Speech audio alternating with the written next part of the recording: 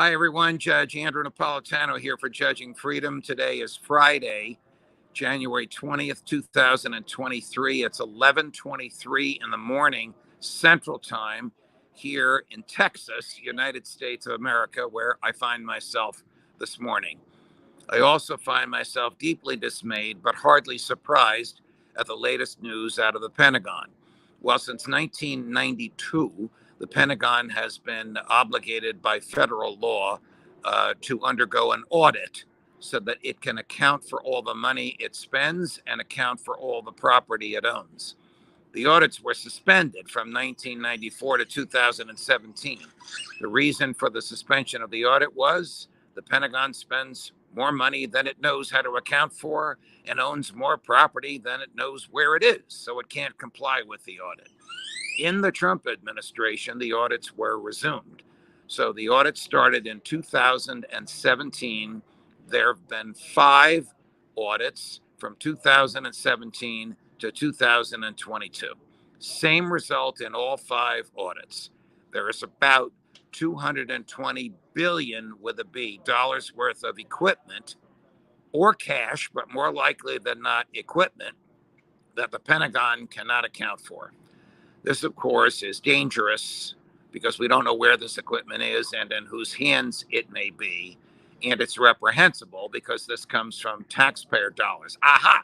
Not money borrowed in the taxpayer's name, even though money, of course, is fungible, but taxpayer dollars. The federal government collects about $3.5 trillion a year in taxes. The mandatory money that goes out, of course, is Social Security, Medicare, Medicaid, programs like that, and Department of Defense. Now, the Congress votes on the Department of Defense, but it always increases it. The latest Department of Defense budget was $780 billion. That is more than the defense budgets of the next. That's a bird near me. I'm outside behind a lovely hotel in downtown Austin. That is more money, $780 billion, than the budgets of the next 12 countries' defense budgets combined, which of course includes China and Russia. What do we do with $780 billion? Nobody knows. Where does it go? We can't find 220 billion of it over the past 5 years. It's not 220 billion per year. We do have 900 foreign defense installations.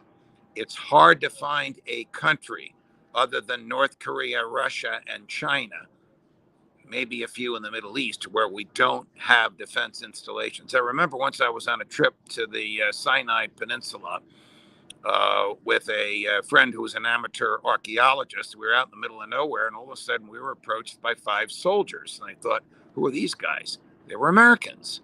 What are you doing here in the middle of the Sinai Peninsula, in the middle of Egypt?